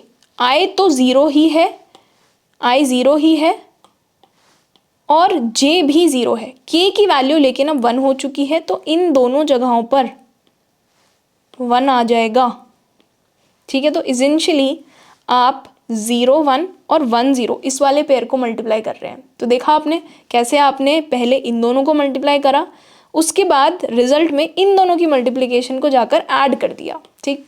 तो यहाँ पर 2.1 जो है ऐड हो जाएगा, ठीक। अब क्या होगा, अब यार के की वैल्यू 2 हो जाएगी। के की वैल्यू 2 हो गई तो यार यहाँ पर देखो, यहाँ मैं चेंज ही नहीं कर रही, यहाँ ये जो लिखा हुआ है यही है, क्योंकि आई जे तो बदला ही नहीं ना, अभी तो के लूप में ही हम अंदर। के की वैल्यू को मैं 2 कर दूंगी यहाँ पर।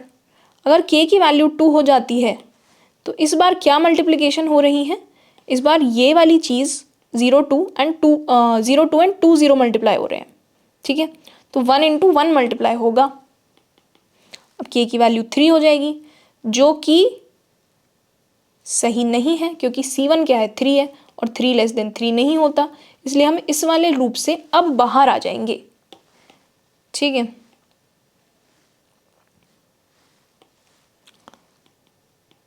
तो के वाला लूप जो है खत्म हो जाएगा, यहाँ पर के का लूप हो गया यार खत्म।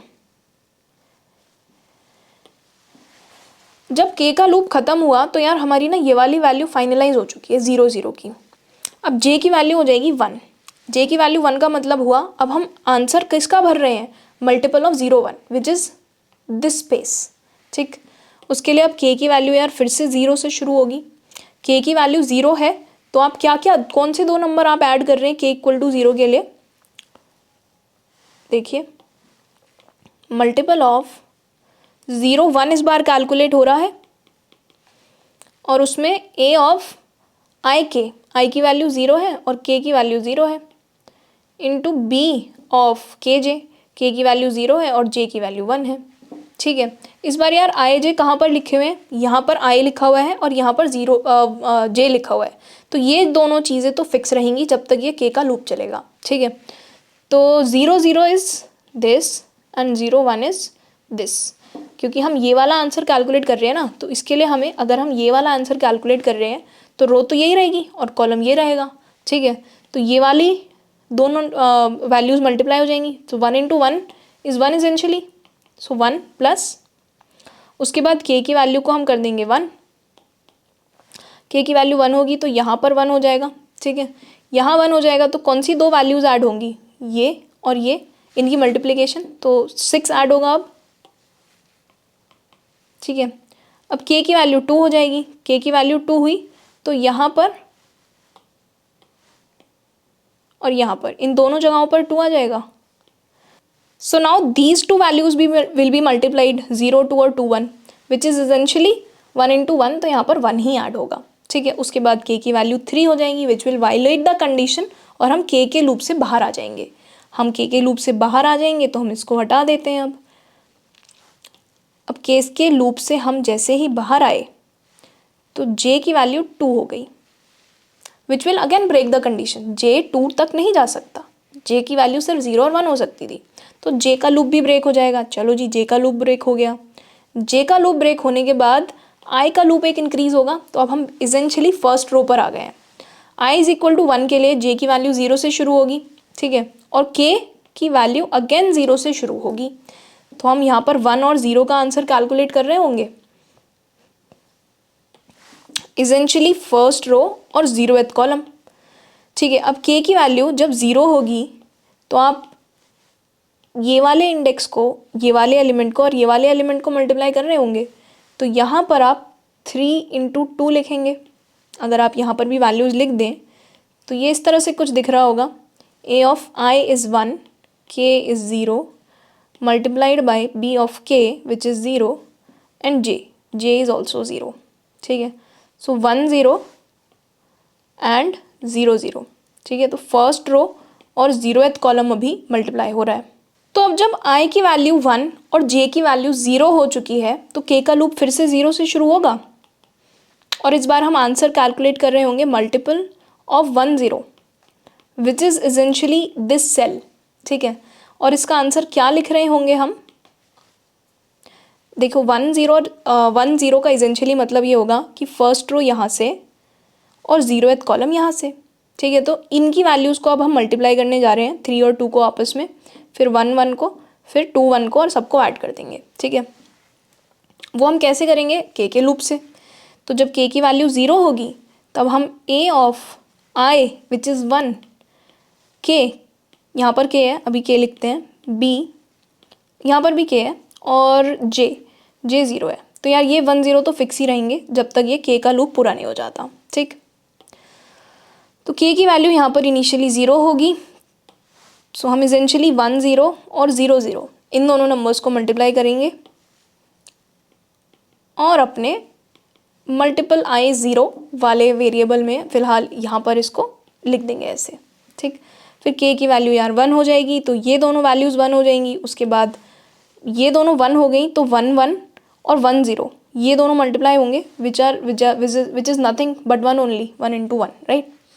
फिर k की वैल्यू 2 हो जाती है तो यहाँ पर भी 2 आ जाएगा और आप मल्टीप्लिकेशन कर रहे होंगे इसका और इसका, 1 2 और 2 0 का, विच इज़ 2 into 1, राइट। तो यहाँ आ गया 2 into 1। ठीक है, अब यार क्या होगा? k की वैल्यू 3 होगी, k के लूप से बाहर जाएंगे। ठीक है, k के लूप से जैसे ही बाहर जाएंगे j के लूप की वैल्यू बढ़ जाएगी, j का इटरेटिंग वेरिएबल 1 पे पहुँच जाएगा। अब ये सारी चीज़ें k is equal to 0 to 3 0 to 2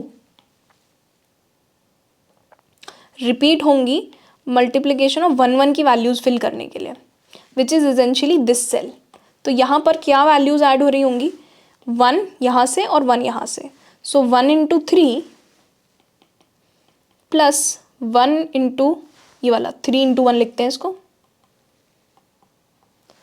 3 into 1 plus 1 into 3 plus 2 into 1। ठीक है, तो इसेंशियली आप लास्ट वाला इटरेशन खुद करके देख लीजिए।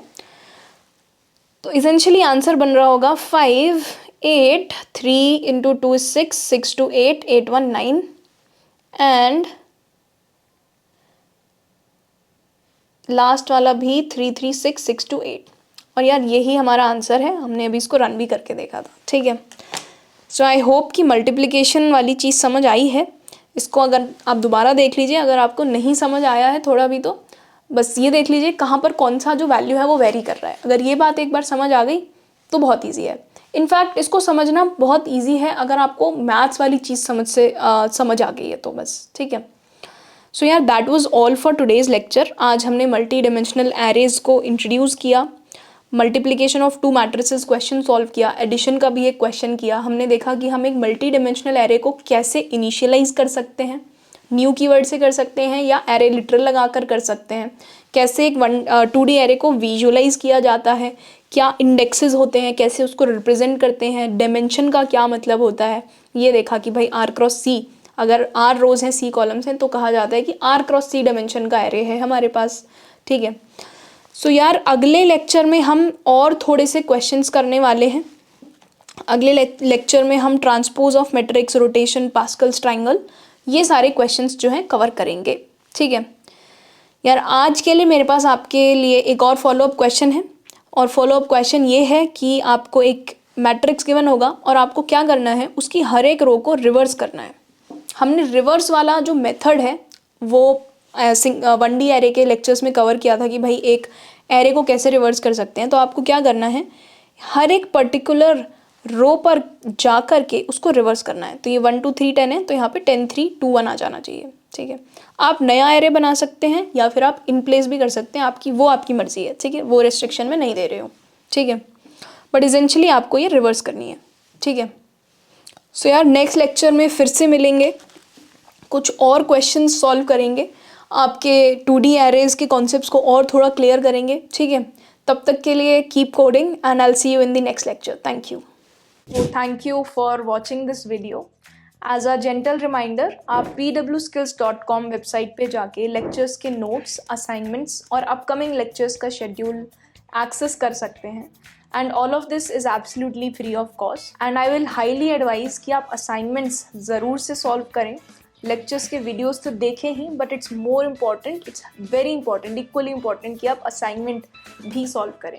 आपको कॉन्सेप्ट्स पे बहुत अच्छी ग्रिप और मास्टरी बनेगी अगर आप साथ साथ प्रैक्टिस क्वेश्चंस भी सॉल्व करते रहेंगे। और अगर आपके कोई भी डाउट्स रह जाते हैं असाइनमेंट से रिलेटेड या लेक्चर से रिलेटेड, तो आप डिस्क्रिप्शन में दिए हुए फॉर्म को फिल कर सकते हैं and we will see the form and जो भी रेलिवेंट डाउट्स हैं we will pick them up and address them in the upcoming live doubt resolution sessions that we will conduct. So thank you again and happy coding. Bye.